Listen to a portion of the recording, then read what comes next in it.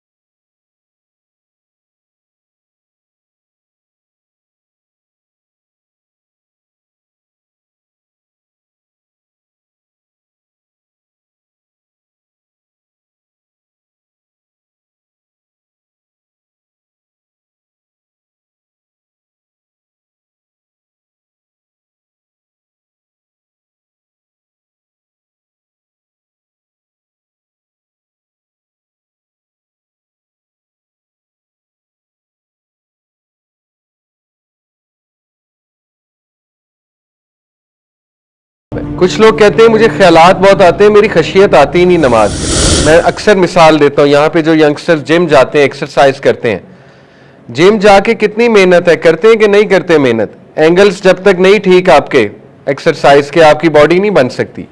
Angles ٹھیک کرتے ہیں کہ نہیں کرتے ہیں؟ محنت ہے. مائنڈ مسل کنیکشن لگاتے ہیں کہ نہیں لگاتے ہیں؟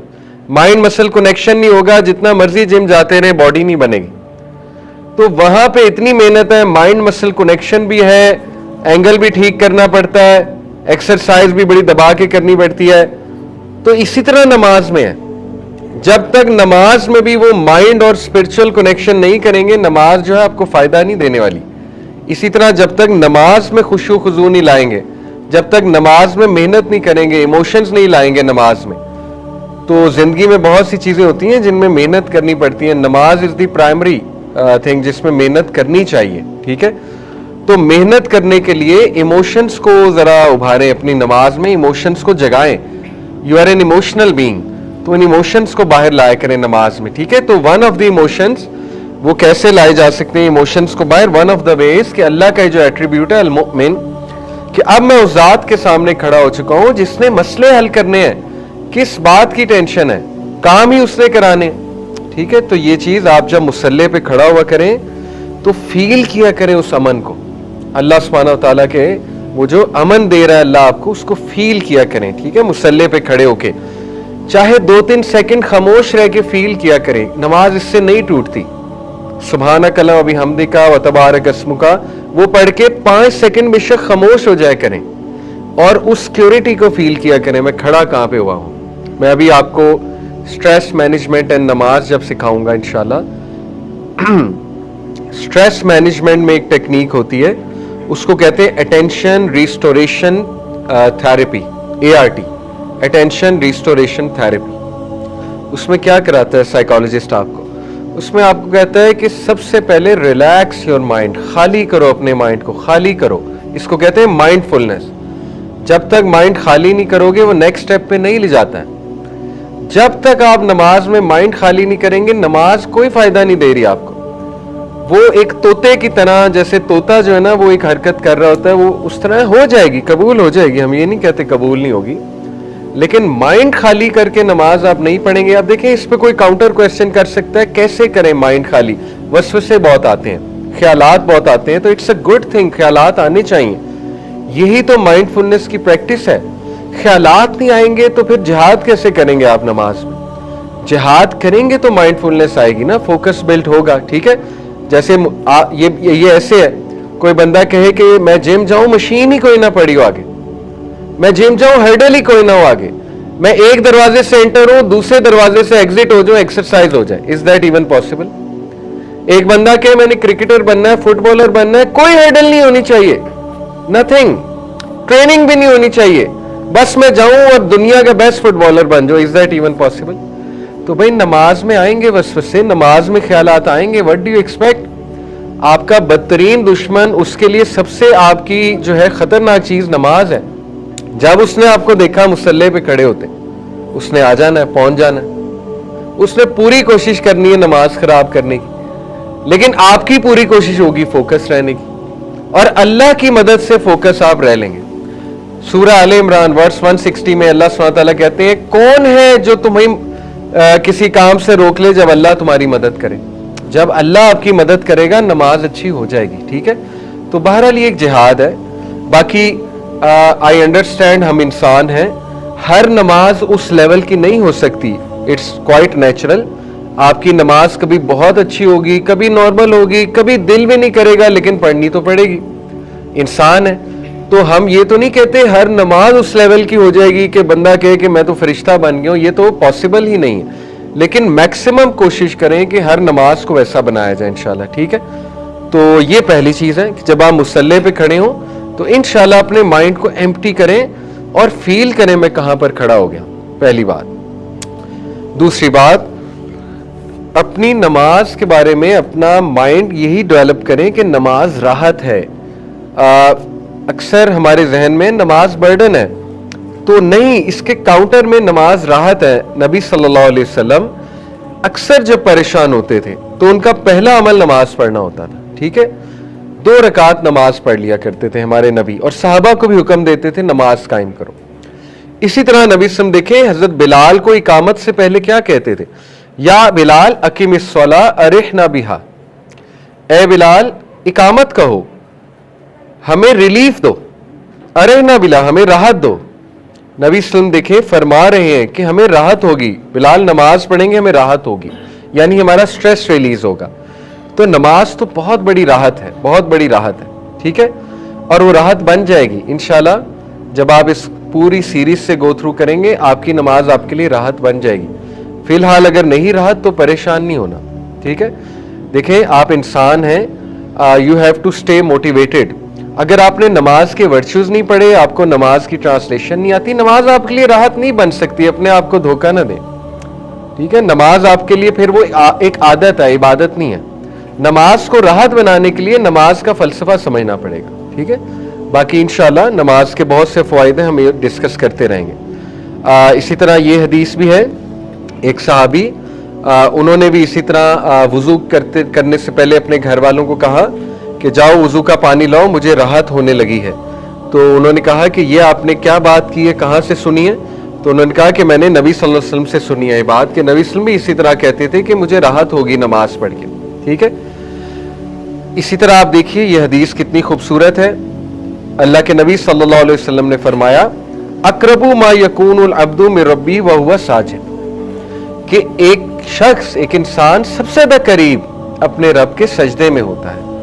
تو دیکھیے کتنی خوبصورت چیز ہے نماز, کے آپ اللہ کے قریب ہوں گے اور سجدے میں آپ رب کے سب سے زیادہ قریب ہیں, تو اسی لیے تو اس میں راحت ہے. اسی طرح یہ دیکھیے اللہ کے نبی صلی اللہ علیہ وسلم نے فرمایا, لمبی حدیث ہے, میں اس کا ایک پارٹ بتا رہا ہوں. Beloved to me in this world are women and perfume, yet the delight of my eyes is in prayer. ایک فطری بات کی کہ دنیا کی نعمتوں میں سے جو نعمتیں مجھے پسند ہیں ان میں عورتیں ہیں, یہ تو عورتوں کی تعریف ہے. ٹھیک ہے, اور پرفیوم ہے, لیکن جو راحت ہے میری آنکھوں کی جو ٹھنڈک ہے وہ نماز میں ہے. رائٹ. اسی طرح اگر ہم نماز کے فلسفے کی بات کریں, نماز پڑھنی کیوں چاہیے, تو نماز کا پرائمری مقصد ہے اللہ سبحانہ تعالیٰ کی یاد کو تازہ کرنا. کیونکہ اللہ سبحانہ تعالیٰ نے خود ہی یہ فرما دیا سورہ طٰہٰ میں آیت نمبر 14 میں اللہ سبحانہ تعالیٰ نے موسیٰ علیہ السلام کو کہا کہ اے موسیٰ اننی انا اللہ, بے شک میں اللہ ہوں, لا الہ الا انا فاعبدنی, میرے علاوہ کوئی الہ نہیں, میری عبادت کرو. واقیم الصلاۃ لذکری, اور نماز قائم کرو میرے ذکر کو بلند کرنے کے لیے. تو نماز کا پرائمری مقصد ہے ذکر کو بلند کرنا. آپ اس مقصد سے نماز پڑھیں گے انشاءاللہ راحت ملے گی. اس مقصد سے پڑھیں گے کہ مجھے کوئی چیز مل جائے, میری کوئی دعا قبول ہو جائے, حرج کوئی نہیں, لیکن یہ پرائمری انٹینشن نہ بنائیں پلیز. اس کو پرائمری انٹینشن بنائیں گے اور وہ چیز ملی نہ, پھر تو متنفر ہوں گے. جیسے میں نے آپ کو بتایا, ان کے گروپ نے, ینگسٹرز نے بتایا باقاعدہ کہ کئی لوگ نماز کچھ پانے کے لیے پڑھتے ہیں, وہ نہیں ملتی تو نماز سے متنفر ہو جاتے ہیں.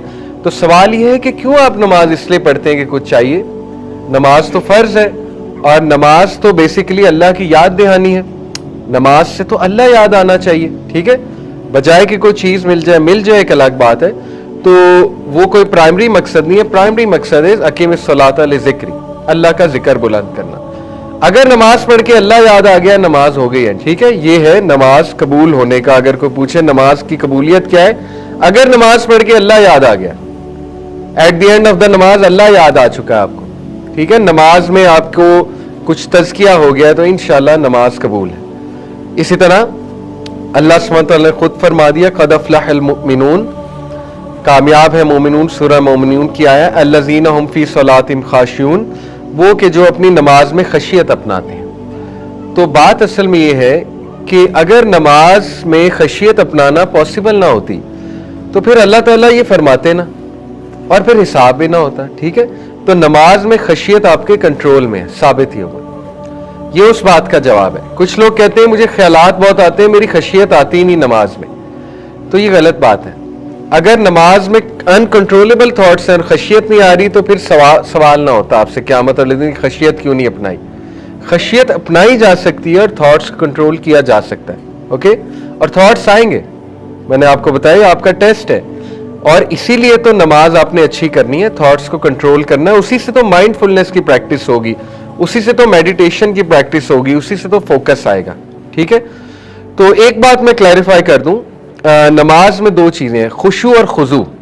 آپ نے اکثر سنا ہے نا نماز میں خشوع اور خضوع ہونا چاہیے. خشوع جو ہے یہ اندر کی سٹیٹ کو کہتے ہیں, دل کی سٹیٹ کو. خضوع جو ہے یہ فزیکل باہر کی سٹیٹ کو ہے. دونوں امپورٹنٹ ہیں. مثال کے طور پہ ایک بندہ بہت خشوع سے نماز پڑھ رہا ہے, دل میں بہت اللہ کا ڈر ہے, محبت ہے, لیکن فزیکلی وہ یوں کھڑا ہوا ہے, منہ اس کا اوپر ہے, اکڑ کے کھڑا ہوا ہے. خشوع بہت ہے لیکن خضوع نہیں ہے. سمجھ رہے ہیں, خشوع بہت ہے, خضوع نہیں ہے. سجدہ ٹھیک سے نہیں ہے. خشوع بہت ہے, خضوع نہیں ہے. رکوع ٹھیک سے نہیں ہے. رکوع جو ہے وہ کھانا پوری ہے, بس یوں کیا ہوا ہے اور یوں, مطلب پورا بھی نہیں جھکا ہوا اور یوں ہے, یہ رکوع ہے. حالانکہ جھک سکتے ہیں, اچھا خاصا نوجوان ہے 6 فٹ کا, اتنی جلدی کمر کیسے رہ گئی جوانی میں, سمجھ سے باہر ہے. ٹھیک ہے, یا تو کسی کا جینون مسئلہ ہے, پورا نہیں جھکا جا رہا, وہ ایک الگ بات ہے. لیکن اچھے خاصے نوجوان یوں جھک رہے ہوتے ہیں, کیا ہو گیا ہے, واٹس رانگ ہمارے ینگسٹرز کو. ٹھیک ہے, یہ کیسے بن گئے ہم ینگسٹر جو ہیں, وہ تو ٹھیک ہے نا, العلم اور الجسم, ہٹ دا جم, کم آن. تو رکوع اگر صحیح سے نہیں ہے, رکوع میں کمر اتنی سیدھی ہونی چاہیے کہ اگر میں آپ کی کمر پہ گلاس رکھ دوں گرے نہ, یہ ہے رکوع کرنے کا طریقہ. ٹھیک ہے, اسی طرح سجدے میں اگر ہاتھ نیچے لگ رہے ہیں, خضوع نہیں ہے. نبی صلی اللہ علیہ وسلم نے فرمایا کہ کتے کی طرح سجدہ, یہ حدیث کے الفاظ ہیں. کتا جو ہے وہ ہاتھ لگاتا ہے. اب بہرحال یہ اس میں کچھ سوالات آئیں گے عورتوں اور مردوں کے نماز کے طریقے میں, وہ فقہی ڈسکشنز ہم بعد میں کریں گے انشاءاللہ. ٹھیک ہے, تو نبی صلی اللہ علیہ وسلم نے منع فرمایا ہے اس طرح سے سجدہ کرنے میں. تو خشوع کے ساتھ خضوع بھی ضروری ہے. نبی صلی اللہ علیہ وسلم نے فرمایا بہترین نماز وہ ہے جس میں کندھے جھکے ہوں. تو یہ اکڑ کے کندھے, یہ کوئی خضوع نہیں ہے.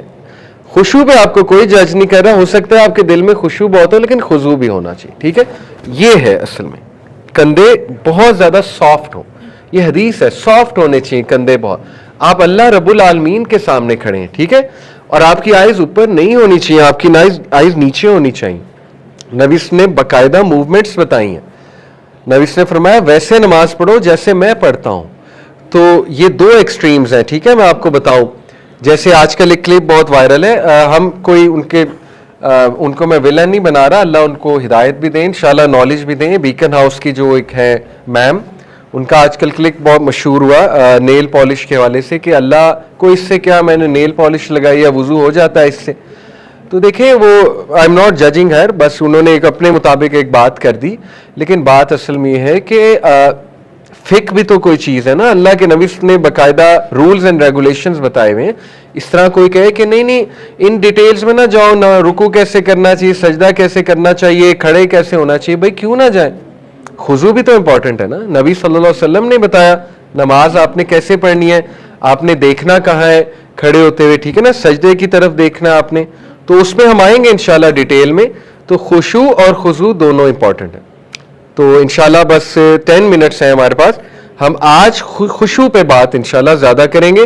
اور اس کے حوالے سے میں آپ کو موٹیویٹ کرنے کے لیے فرسٹ اسٹیپ از کہ میں آپ کو فضیلت بتاؤں نماز کی, تاکہ انشاءاللہ ہم موٹیویٹڈ رہیں نماز پڑھنے میں.